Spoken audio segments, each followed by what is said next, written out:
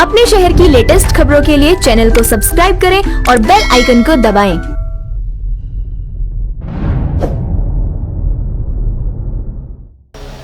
नमस्कार, आप देख रहे हैं हुंकार 24/7। तुगलकाबाद विधानसभा के हरकेश नगर वार्ड में हम लोग मौजूद हैं। 92S वार्ड है हरकेश नगर का और हमारे साथ विनोद टुंडेलकर जी मौजूद है जो यहाँ से निगम पार्षद हैं भारतीय जनता पार्टी के। तो आज कुछ राजनीतिक मुद्दों को लेकर आज हम इनसे चर्चा करने का प्रयास करेंगे। तो सर, स्वागत है आपका हुंकार 24/7। नमस्कार। एमसीडी को लेकर जिस तरह से खींचातानी दिल्ली के अंदर नज़र आ रही है, आम आदमी पार्टी और बीजेपी एक दूसरे पे आरोप प्रत्यारोप की राजनीति करते हुए नजर आ रहे हैं, तो क्या कहना चाहेंगे सर इसको? नहीं, देखो, आरोप प्रत्यारोप की जो आप बात कर रहे हैं उसके बारे में आपको बताना चाहता हूं। हम अपनी सही राजनीति और सच्ची राजनीति जो कर रहे हैं, जो भारतीय जनता पार्टी हमेशा जो करती आई है, मैं आपको बताना चाहता हूँ। ये प्रत्यारोप वाली बात इसलिए आप कह रहे हो क्योंकि जो 13,000 करोड़ रुपये निगम का केजरीवाल साहब को देना चाहिए था, उसे वो रोक करके बैठे हुए हैं। वो पैसा ना तो केजरीवाल साहब के जो घर का पैसा, ना ही उनके परिवार का, ना ही मैं अगर ये कहूँ कि उनके बाप का पैसा है। वो जनता का पैसा जो टैक्स के माध्यम से जो पैसा जाता है कि राज्य सरकार को, उसका 12.5% वो हर जितने भी जो निकाय होते हैं दिल्ली में, जैसे हम कहें कि नगर निगम है, उनको जो है देना होता है। वो लगातार हमारा जो 6 साल से पैसा रोक रहा है, वो तीनों हमारे निगम का जो है वो 13,000 करोड़ रुपए बनता है। अगर वो उस पैसे को दे दें तो ये जो प्रत्यारोप वाली आप बात कर रहे हैं वो एक बात ख़त्म हो जाए। जो अगर वो पैसा अगर जाए तो जो हमारे सफाई सैनिक हैं, हमारे डॉक्टर्स हैं, हमारी नर्सें हैं, टीचर्स हैं, जिन्होंने कोरोना काल के अंदर भी अपना जो कार्य किया, वो अपने परिवार की चिंता ना करते हुए भी अपने क्षेत्र के अंदर आए, लोगों की सेवा करी। अगर वो पैसा अगर टाइम से अगर उनकी सैलरियाँ जो है मिलें, उनका काम ना रुके, उनका परिवार भी उस सैलरी से जो है चलता रहे, तो मैं समझता हूँ कि ये चीज़ें जो ख़त्म हो जाए। लेकिन वो चाहते हैं कि भाई चुनाव आने वाला है और इनका जो पैसा रोका हुआ है, अगर इस पैसे को अगर हम नहीं देंगे तो कहीं ना कहीं इनके जो पार्षद हैं वो काम करने में असफल रहेंगे। और लगातार जिस प्रकार से पूरे जो है देश ने देखा था, दिल्ली ही नहीं पूरे देश ने देखा था कि 13 दिन हमारे तीनों निगम के मेयर, डिप्टी स्टैंडिंग चेयरमैन, हमारी जोन चेयरमैन, उसमें हमारी जो है 18 महिला पार्षद भी थे, टोटल 30 पार्षद लगातार 13 दिन इनके घर पे बैठे रहे। लेकिन इन केजरीवाल साहब को ज़रा सी शर्म नहीं आई कि मैं कम से कम 5 मिनट का समय निकाल करके इनसे मिल लूँ, जबकि ये जाते थे और अपने सुरक्षा कर्मियों के साथ अपने बंगले के अंदर घुस जाते थे और बाहर निकल के अपना जहाँ पे भी इन्हें जाना होता था जाते थे। लेकिन इनको ज़रा सी शर्म नहीं आई कि मैं इनकी क्या समस्या है, एक बार बैठ करके इनसे बात कर लूँ। और लगातार जिस प्रकार से इन्होंने जब 13,000 करोड़ रुपए इनसे जब निगम मांगने लग गया तो इन्होंने कहा कि जी 25,000 करोड़ का जो है घोटाला इन्होंने एमसीडी के माध्यम से किया है। 2500 करोड़ के ऊपर भी मैं आऊँगा, लेकिन उससे पहले 26,000 करोड़ का एक और घोटाला दिल्ली जल बोर्ड का आप लोग सामने लेकर आए हैं। इसको लेकर जब हमने तुगलकाबाद के विधायक जी से इन दोनों घोटाले 13,000 करोड़ और 26,000 करोड़ को लेकर बात करी तो उनका तो यही कहना है कि न जाना बीजेपी कहाँ से आंकड़े ढूंढ के लाती है। नहीं तो आंकड़े ढूंढ करके लेके आती है। उनसे जो कहा था, हमारे महापौर साहब ने भी कहा था कि जी आप आएँ, अगर आपको लगता है कि हमारे 13,000 करोड़ रुपए नहीं निकल रहे हैं तो आप आकर के हमसे बात कीजिए। अगर हम आपको अगर हिसाब देने के लिए तैयार तो आप हिसाब जो लीजिए। हमारे जो रामवीर सिंह बिधूड़ी नेता प्रतिपक्ष हैं, उन्होंने भी एक दिन का जो हाउस केजरीवाल साहब ने बुलाया था उसमें भी उन्होंने कहा था कि हम हिसाब देने के लिए तैयार हैं, आप हिसाब लीजिए हमसे। तो उस पर उन्होंने कोई चर्चा नहीं करी।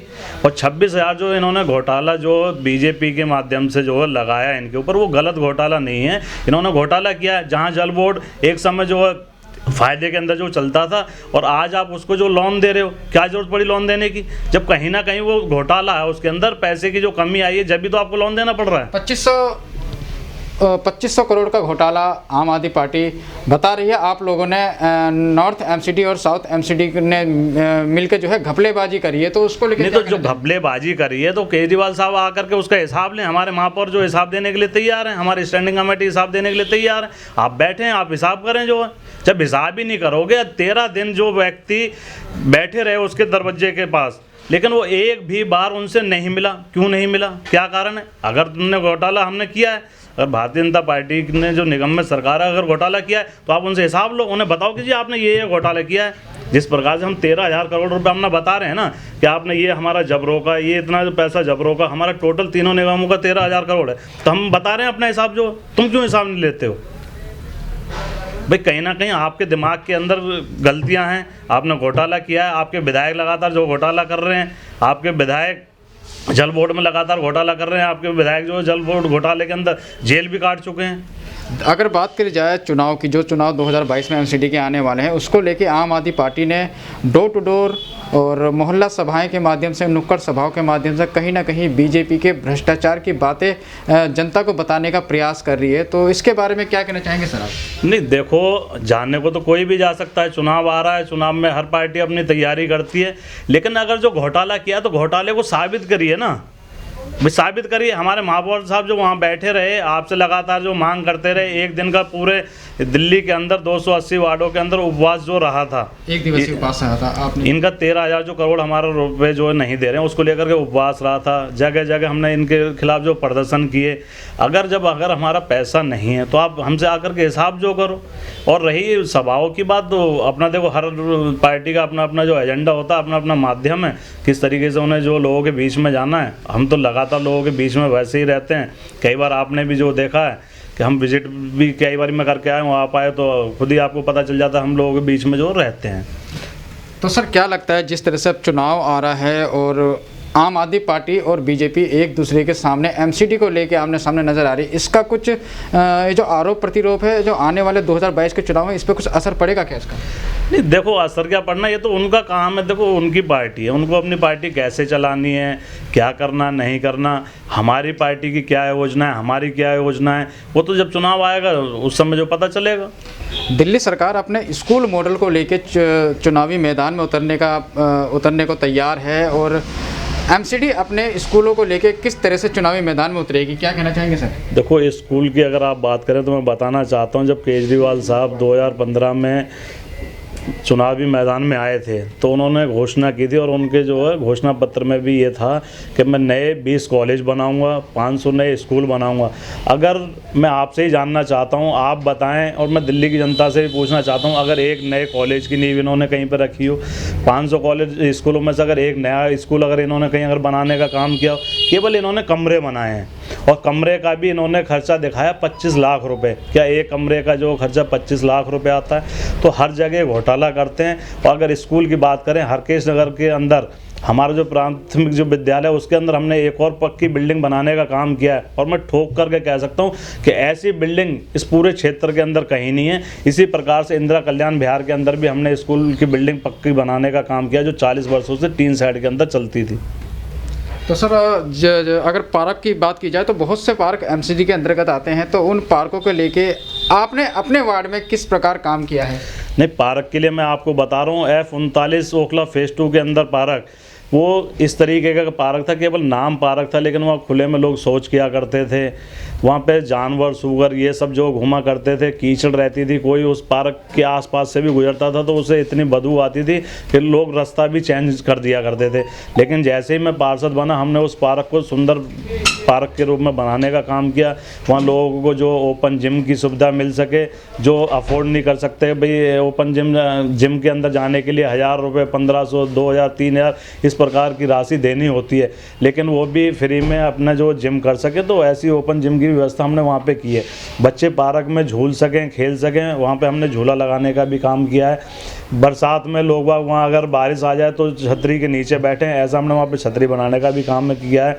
उसी के अंदर हमने पक्का छठ घाट, जो हमारी जो छठ मैया तो दीपावली के बाद छठ पर्व आता है, उसके अंदर भी हमारे क्षेत्र में पूर्वांचल भाई बहन जो बहुत ज़्यादा रहते हैं, तो हमने कई जो पक्के छठ घाट भी बनाने का काम किया है कि जमुना पे अब नहीं जाने दिया जाता, तो हमारे जो यहाँ के क्षेत्र के लोग हैं वो यहीं पे अपने जो पक्के छठ घाट में और छठ मैया की पूजा कर सकें।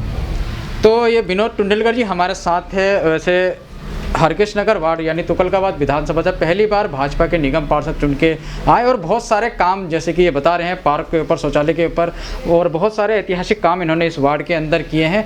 बहरहाल अब दिल्ली का जो चुनावी महासंग्राम है बहुत ही दिलचस्प होता जा रहा है। आरोप प्रतिरोप की राजनीति दोनों ही पार्टियां कर रही हैं, और एमसीडी को लेकर जिस तरह से एमसीडी चुनाव से पहले एमसीडी को लेकर जो आरोप प्रतिरोप की राजनीति चल रही है, आने वाले समय में क्या असर चुनाव में डालेगा और जनता का मूड क्या होगा? आखिरकार अगली बार जनता 2017 में मार खाने वाली केजरीवाल सरकार 2017 में केजरीवाल सरकार सत्ता में नहीं आ पाई, लेकिन भारतीय जनता पार्टी ने अपना 15 साल का जो है कार्यकाल अपना पूरा किया है। 15 साल में भाजपा के द्वारा एमसीडी में किए गए कार्य से जनता कितनी खुश है, कितनी नाखुश है, उसका जो है जवाब आने वाले समय में नगर निगम चुनाव में नज़र आएगा 2022 में। तब तक आप जुड़े रहिए और देखते रहिए हुंकार 24/7 के साथ। नमस्कार। अपने शहर की लेटेस्ट खबरों के लिए चैनल को सब्सक्राइब करें और बेल आइकन को दबाएं।